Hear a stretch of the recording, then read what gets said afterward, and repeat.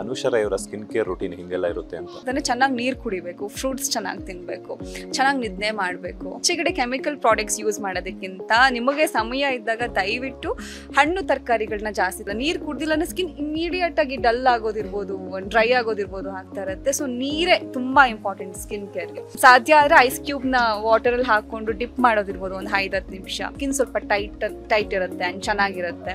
ABC ಅಂತ ಏನ್ ಹೇಳ್ತಾರೆ, ಆಪಲ್, ಬೀಟ್ರೂಟ್, ಕ್ಯಾರೆಟ್, ಅದನ್ನ ಚೇಂಜ್ ಮಾಡ್ಕೊಡಿ, ಆಮ್ಲಾ, ಬೀಟ್ರೂಟ್, ಕ್ಯಾರೆಟ್ ಅಂತ. ಸೊ ಅದನ್ನ ನೀವು ಕುಡಿತಾ ಬಂದ್ರು ನಿಮ್ಮ ಹೇರ್ ಫಾಲ್ ಕಂಟ್ರೋಲ್ ಆಗುತ್ತೆ. ತುಂಬಾ ಬ್ರೈಟ್ ಆಗ್ಬಿಡ್ತೀವಿ ಅನ್ನೋದೆಲ್ಲ ಸುಳ್ಳು. ನಮ್ದೇನ್ ಒರಿಜಿನಲ್ ಕಲರ್ ಇದೆ ಅದೇ, ಅದನ್ನೇ ಆರೋಗ್ಯವಾಗಿ ಒಬ್ಬ ಗ್ಲೋಯಿಂಗ್ ಆಗಿ ಹೈಡ್ರೇಟಿಂಗ್ ಆಗಿ ಇಟ್ಕೊಳ್ಳೋ ಪ್ರಯತ್ನ ಅಷ್ಟೇ ಇದು.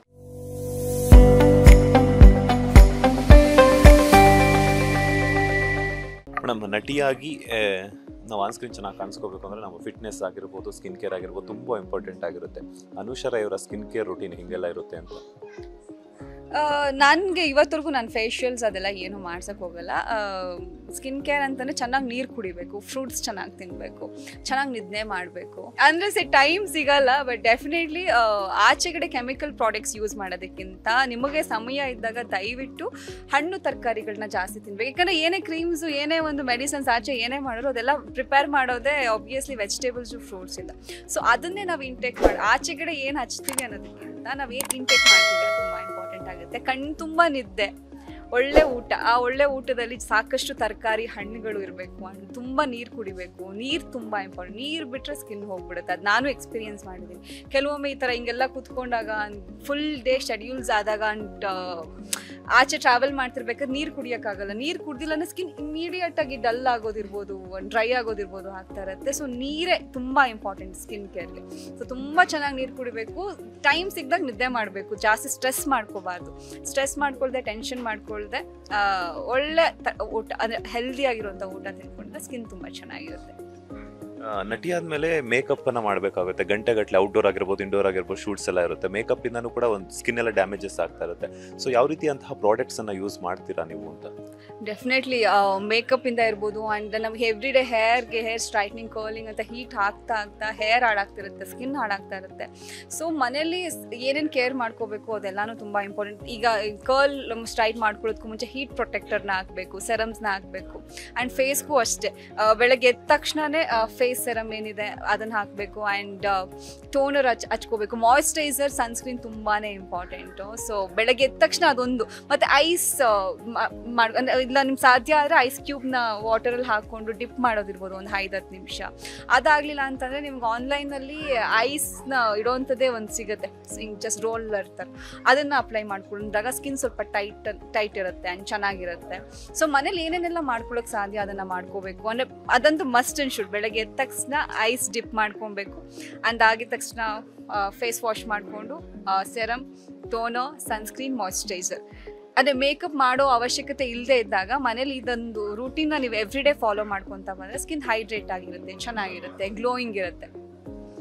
ಹೇರ್ ಕೇರು ಕೂಡ ತುಂಬ ಇಂಪಾರ್ಟೆಂಟ್ ಆಗಿರುತ್ತೆ. ನೀವೇ ಹೇಳ್ತಾ ಇದ್ರಿ, ಸ್ಟ್ರೈಟ್ನಿಂಗ್ ಆಗಿರ್ಬೋದು, ಪಾತ್ರಕ್ಕೆ ತಕ್ಕಂಗೆ ಹೇರ್ ಸ್ಟೈಲ್ ಎಲ್ಲ ಚೇಂಜ್ ಮಾಡ್ಕೊಳ್ತಾ ಇರ್ತಾರೆ. ಇವಾಗ ಯಾವುದೋ ಒಂದು ಇವೆಂಟ್ ಇರುತ್ತೆ, ರೊಟೀನಾಗಿ ಯಾವಾಗ್ಲೂ ಫ್ರೀ ಹೇರ್ ಬಿಟ್ಕೊಂಡು ಹೋಗೋಕ್ಕಾಗಲ್ಲ. ಸೊ ಹೇರ್ ಕೇರ್ ಎಲ್ಲ ಹೆಂಗೆ ಮಾಡ್ತಾರೆ? ಎಷ್ಟು ದಿನಕ್ಕೊಮ್ಮೆ ಆಯಿಲ್ ಅಪ್ಲೈ ಮಾಡ್ತೀರಾ? ಆ್ಯಂಡ್ ಏನಾದರೂ ಹೋಮ್ ರೆಮಿಡೀಸ್ ಏನಾದ್ರು ಟ್ರೈ ಮಾಡ್ತೀರಾ? ಹೇರ್ ಡ್ಯಾಮೇಜ್ಗಾಗಿರ್ಬೋದು, ಅಥವಾ ಹೇರ್ಸ್ ಬೆಳೆಯೋದಕ್ಕಾಗಿರ್ಬೋದು, ಅಥವಾ ಕೂದಲು ಉದುರುವಿಕೆಗೆ? ಎಸ್, ನಾನು ಶೂಟಿಂಗ್ಸ್ ಇಲ್ದಿದ್ದಾಗೆಲ್ಲ ಯಾವಾಗಲೂ ಆಯಿಲ್ ಅಪ್ಲೈ ಮಾಡ್ತಾನೆ ಇರ್ತೀನಿ. ಇವಾಗ ಮುಗೀತು ಇವೆಂಟ್ ಅಂದರೆ ಮನೆಗೆ ಹೋಗಿ ಆಯಿಲ್ ಹಚ್ಕೊಂಡು ಬೆಳಗ್ಗೆ ಎದ್ದು ನಾನು ತಲೆಗೆ ಸ್ನಾನ ಮಾಡೋದಿರುತ್ತೆ.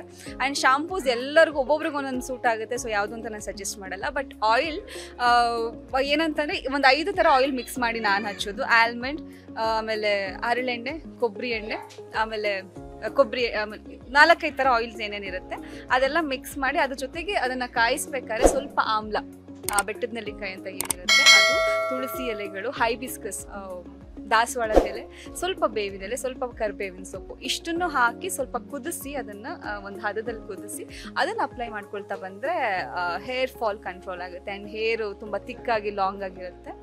ಆ್ಯಂಡ್ ಅದಕ್ಕೆ ಇನ್ನೂ ಬೇರೆ ಹೇರ್ ಕೇರ್ ಅಂತಲೇ ಇಂಟೇಕ್ ಏನು ಮಾಡ್ತೀವಿ ಅದು ಕೂಡ ಇಂಪಾರ್ಟೆಂಟ್. ನೀವು ಎವ್ರಿ ಡೇ ಆಮ್ಲ ಜ್ಯೂಸ್, ಸೊ ನಿಮಗೆ ಬರೀ ಆಮ್ಲ ಕುಡಿಯೋಕ್ಕಾಗಲ್ಲ ಅಂತಂದರೆ ಬೀಟ್ರೂಟ್ ಕ್ಯಾರೆಟ್ ಜೊತೆ ಆಮ್ಲ, ಈಗ ABC ಅಂತ ಏನು ಹೇಳ್ತಾರೆ ಆ್ಯಪಲ್ ಬೀಟ್ರೂಟ್ ಕ್ಯಾರೆಟ್, ಅದನ್ನು ಚೇಂಜ್ ಮಾಡಿಕೊಡಿ ಆಮ್ಲ ಬೀಟ್ರೂಟ್ ಕ್ಯಾರೆಟ್ ಅಂತ. ಸೊ ಅದನ್ನು ನೀವು ಕುಡಿತಾ ಬಂದ್ರೂ ನಿಮ್ಮ ಹೇರ್ ಫಾಲ್ ಕಂಟ್ರೋಲ್ ಆಗುತ್ತೆ, ಹೇರ್ ಸ್ವಲ್ಪ ದಟ್ಟವಾಗಿ ಚೆನ್ನಾಗಿರುತ್ತೆ. ಸೊ ಯು ಬೆಟರ್ ಆಮ್ಲ ಜ್ಯೂಸ್ ಕುಡಿಯೋದು. ಈ ಥರದೊಂದು ಆಯಿಲ್ ಮಾಡ್ಕೊಂಡಾಗ ಏನು ಆಚೆಗಡೆ ಸಿಗುತ್ತೆ ಅದೇ ಆಯಿಲ್ಸ್ಗಳನ್ನೇ, ಈಗ ಒಂದೇ ಬ್ರ್ಯಾಂಡ್ ಯೂಸ್ ಮಾಡೋದಕ್ಕಿಂತ ಎಲ್ಲ ಥರ ಒಂದು ನ್ಯಾಚುರಲ್ ಆಗಿ ಸಿಗೋವಂಥ ಆಯಿಲ್ನ ತಂದು ನಾವು ಮನೆಯಲ್ಲೇ ಮಾಡ್ಕೊಂಡು ಹಚ್ಕೊಳ್ಳೋದ್ರಿಂದ ಹೇರ್ ತುಂಬ ಚೆನ್ನಾಗಿರುತ್ತೆ. ಸದ್ಯಕ್ಕೆ ನಾನು ಅಷ್ಟೇ ಮಾಡೋದು. ಆ್ಯಂಡ್ ಬೀಟ್ರೂಟ್ ಕ್ಯಾರೆಟ್ ಆಮ್ಲ ಜ್ಯೂಸ್ ಕುಡಿಯೋದ್ರಿಂದ ಸ್ಕಿನ್ ಕೂಡ ತುಂಬ ಚೆನ್ನಾಗಿರುತ್ತೆ. ಎವ್ರಿ ಲೈಕ್ ನಿಮ್ಗೆ ಯಾವಾಗಾದ್ರೂ ತುಂಬ ಹೆವಿ ತಿಂದ್ವಿ, ಇವಾಗ ಸ್ಕಿನ್ ಹಾಳಾಗ್ತಿದೆ, ಡಲ್ ಆಗ್ತಿದೆ, ಆಯಿಲ್ ಆಗ್ತಿದೆ ಫೇಸ್, ಅದು ಪಿಂಪಲ್ಸ್ ಆಗ್ತಿದೆ ಅಂತ ಅಂದಾಗ ಆ ಒಂದು ಇವಾಗ 1 ಟೈಮ್ ಚೆನ್ನಾಗಿ ಊಟ ಮಾಡಿದ್ರೆ ಇನ್ನು 2 ಟೈಮಲ್ಲಿ ಜ್ಯೂಸ್ ಕುಡಿಯೋದು, ಫ್ರೂಟ್ಸ್, ಈ ಥರ ಹೈಡ್ರೇಟಿಂಗ್ ಆಗಿ ಇಟ್ಕೊಂಡಾಗ ಅದಂಗೆ ಬ್ಯಾಲೆನ್ಸ್ ಆಗುತ್ತೆ. ಬಿಕಾಸ್ ಎಲ್ರಿಗೂ 24/7 ಡಯಟ್ ಮಾಡೋಕೆ, ಇನ್ಕ್ಲೂಡಿಂಗ್ ನನ್ನ ಕೈನಲ್ಲೂ ಆಗಲ್ಲ. ಈಗ ನಾನು 1 ಟೈಮ್ ಏನಾದ್ರು ಒಂದು ಒಳ್ಳೆ ಊಟ ಮಾಡಿದೆ ಅಂತಂದರೆ ಇನ್ನೊಂದು ಟೈಮಲ್ಲಿ ಒಂದು ಸ್ವಲ್ಪ ಹೆಲ್ದಿಯಾಗಿ ಸ್ಯಾಲಡ್ಸು, ಫ್ರೂಟ್ಸು, ಈ ಥರ ಜ್ಯೂಸ್, ಹೆಲ್ದಿ ಜ್ಯೂಸ್ಗಳಿರುತ್ತೆ. ಸ್ಪಿನಾಚ್ ಮತ್ತು ಸೆಲರಿ ಜ್ಯೂಸ್ ಕುಡಿಯೋದ್ರಿಂದನೂ ಕೂಡ ನಿಮ್ಮ ಸ್ಕಿನ್ ತುಂಬ ಚೆನ್ನಾಗಿರುತ್ತೆ. ಆ್ಯಂಡ್ ಡ್ರ್ಯಾಗನ್ ಮತ್ತು ಬನಾನಾ ಸ್ಮೂತಿ ಕುಡಿಯೋದ್ರಿಂದ ಸ್ವಲ್ಪ ಟೈಟನ್ ಇರುತ್ತೆ ಸ್ಕಿನ್. ಸೊ ತುಂಬ ಥರ ಜ್ಯೂಸಸ್ಗಳಿದೆ. ನಿಮ್ಗೆ ಯೂಟ್ಯೂಬ್ನಲ್ಲೆಲ್ಲ ನೀವು ನಿಮ್ಮ ಬಾಸ್ ಟಿವಿನಲ್ಲೇ ತೋರಿಸ್ತಾ ಇರ್ತೀರ. ಸೊ ಒಳ್ಳೆ ತರಕಾರಿ ಜ್ಯೂಸ್ಗಳನ್ನ, ಹಣ್ಣಿನ ಜ್ಯೂಸ್ಗಳನ್ನ ಕುಡಿಯೋದ್ರಿಂದ ಸ್ಕಿನ್ ಇರ್ಬೋದು, ಹೇರ್ ಇರ್ಬೋದು, ಆ್ಯಂಡ್ ನಮ್ಮ ಆರೋಗ್ಯ ಇರ್ಬೋದು, ತುಂಬ ಚೆನ್ನಾಗಿರುತ್ತೆ. ನಿಮ್ಮ ಸ್ಕಿನ್ ಟೈಪ್ ಯಾವುದು ಅಂಡ್ ನಿಮ್ಮ ಸ್ಕಿನ್ ಟೈಪ್ ತಕ್ಕಂಗೆ ಯಾವ ರೀತಿಯಾದ ಪ್ರಾಡಕ್ಟ್ಸ್ ಅನ್ನು ಯೂಸ್ ಮಾಡ್ತೀರಾ, ಅದರೊಟ್ಟಿಗೆ ಯಾವ ಸನ್ಸ್ಕ್ರೀನ್ ಅನ್ನು ಯೂಸ್ ಮಾಡ್ತೀರಾ ಅಂತ? ನನ್ನ ಸ್ಕಿನ್ ಟೈಪ್ ಬಂದು ಕಾಂಬಿನೇಷನ್. ಸಮ್ಟೈಮ್ಸ್ ಈಗ ಸ್ವಲ್ಪ ನನಗೆ ಅದೇನೋ ಗೊತ್ತಿಲ್ಲ, ಸ್ವಲ್ಪ ಬಿಸಿಲಿಗೆ ಹೋಗಿ ಬಂದು ಇಮಿಡಿಯೇಟ್ ಟ್ಯಾನ್ ಆಗಿ ಹೋಗ್ಬಿಡ್ತೀನಿ. ಸೊ ಯಾವಾಗಲೂ ಮನೇಲಿರೋಕ್ಕೂ ಆಗಲ್ಲ. ಆ್ಯಂಡ್ ನಾನು ಯೂಸ್ ಮಾಡೋದು ಎಲ್ಲ ಬಾಡಿ ಶಾಪ್ ಇಲ್ಲಾಂದರೆ ಬಾತ್ ಆ್ಯಂಡ್ ಬಾಡಿ ವರ್ಕ್ಸ್ ಈ ಪ್ರಾಡಕ್ಟ್ಸ್ಗಳೇ. ಸೊ ಅದರಲ್ಲಿ ಟೋನರ್, ಮಾಯಿಶ್ಚರೈಸರ್, ಸನ್ಸ್ಕ್ರೀನ್, ಸದ್ಯಕ್ಕೆ ಅದು ಹಾಕಿದ್ರೆ ಸೆರಮ್ ಕೂಡ ಅದೇ ವೈಟಮಿನ್ C ಸೆರಮ್ನ ಯೂಸ್ ಮಾಡ್ತೀನಿ. ಸೊ ಇದು ರೆಗ್ಯುಲರ್ ರೂಟೀನ್ ಅದೇ ಇರುತ್ತೆ. ಶೂಟಿಂಗ್ಸ್ ಎಲ್ಲ ಇತ್ತು ಅಂತ ಅಂದಾಗ ಮೇಕಪ್ ಪ್ರಾಡಕ್ಟ್ಸ್ಗಳು, ಈಗ ಅದು ಒಂದೊಂದ್ಸಲ ನಾನು ಡಿಫ್ರೆಂಟಾಗಿ, ಈಗ ಎಲ್ಲಾದರೂ ನಾನು ಏರ್ಪೋರ್ಟ್ನಲ್ಲಿ ಟ್ರಾವೆಲ್ ಮಾಡಬೇಕಾದ್ರೆ ಅಥವಾ ಏನಾದ್ರು ಶಾಪಿಂಗ್ ಹೋದರೆ ಫಸ್ಟ್ ಕಣ್ಣಿಗೆ ಕಾಣಿಸುತ್ತೆ. ಬಟ್ ನಾನು ದೇವ್ರಾಣೆ ಮೇಕಪ್ ಮಾಡ್ಕೊಳಕ್ಕೆ ಬರಲ್ಲ. ಈ ಮೇಕಪ್ ಆರ್ಟಿಸ್ಟ್ ಬರಬೇಕು, ಅವ್ರ ಕೈಲೇ ನಾನು ಕಿಟ್ನ ಕೊಡ್ತೀನಿ, ಮಾಡಿಕೊಡ್ತಾರೆ. ನಾನು ಪರ್ಸ್ನಲಿ ಅಪ್ಲೈ ಮಾಡ್ಕೊಳ್ಳೋದು ಇಷ್ಟೇ ಮನೇಲಿ. ನಾನು ಆಚೆ ಹೋಗ್ಬೇಕಂದ್ರೂ ಇಷ್ಟೇ, immediate serum, moisturiser, toner, sunscreen ಹಚ್ಕೊ, ಅದ್ರ ಮೇಲೆ ಸ್ವಲ್ಪ ಕಾಂಪ್ಯಾಕ್ಟ್ ಆಗ್ತದೆ, ಲಿಪ್ಸ್ಟಿಕ್, ಮಸ್ಕಾರ ಹಚ್ಕೊಂಡು ಆಚೆ ಹೋಗಿ ಸ್ವಲ್ಪ ಬ್ಲಷ್. ನಾನು ಸದ್ಯಕ್ಕೆ ಅಷ್ಟೇ, ನನಗೆ ಅಷ್ಟೇ ಬರೋದು. ಬಟ್ ಮೇಕಪ್ ಆರ್ಟಿಸ್ಟ್ಗೆ ಬಂದಾಗ ನೀಟಾಗಿ ಮೇಕಪ್ ಮಾಡ್ತಾರೆ. ಸೊ ನಾನು ಪರ್ಸ್ನಲಿ ಅಷ್ಟೇ ಯೂಸ್ ಮಾಡೋದು.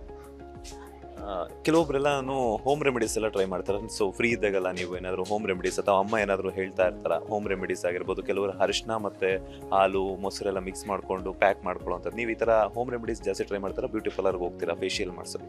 ನಾನು ಸ್ಟಾರ್ಟಿಂಗಲ್ಲಿ ಹೇಳಿದೆ, ಫೇಶಿಯಲ್ ನಾನು ಇವತ್ತರೆಗೂ ಮಾಡಿಸಿಲ್ಲ. ಬಟ್ ಸ್ಕ್ರಬ್ಸ್ಗಳನ್ನ ಮನೇಲೇ ಮಾಡ್ಕೊಬೋದು. ನಾನು 2 ಟ್ರೈ ಮಾಡಿರೋದು, ಅದು ನಾನೇ ಸುಮ್ಮನೆ ಟ್ರೈ ಮಾಡಿದಾಗ ಅದು ನಂಗೆ ರಿಸಲ್ಟ್ ಸಿಕ್ಕಿದ್ದು. ನನಗೆ ಸಿಕ್ಕಿದ್ದು ಟೊಮೆಟೊ ಮತ್ತು ಹಾಲಿನ ಪುಡಿ, ಅದು ನೆಸ್ಲೆ, ಅದೇ ಹಾಲಿನ ಪುಡಿನೇ ಚೆನ್ನಾಗಿರೋದು.